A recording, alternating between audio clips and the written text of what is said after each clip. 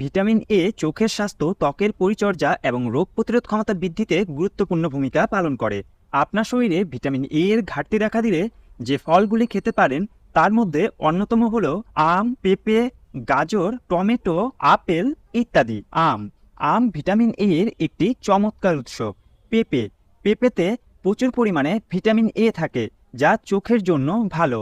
গাজর, যদিও গাজর একটি ফল নয়, তবে গাজরে প্রচুর পরিমাণে ভিটামিন এ থাকে, যা ভিটামিন এ এর ঘাটতি পূরণের জন্য খুবই উপকারী হয়ে থাকে।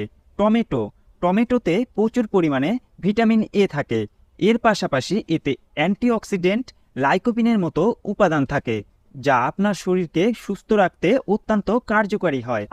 আপেলে পর্যাপ্ত পরিমাণে ভিটামিন এ না থাকলেও এটি চোখের স্বাস্থ্য ভালো রাখতে অত্যন্ত কার্যকারী হয়। এবার আসা যাক ভিটামিন বি কমপ্লেক্সে। ভিটামিন বি কমপ্লেক্স, যা শরীরে শক্তি উৎপাদন এবং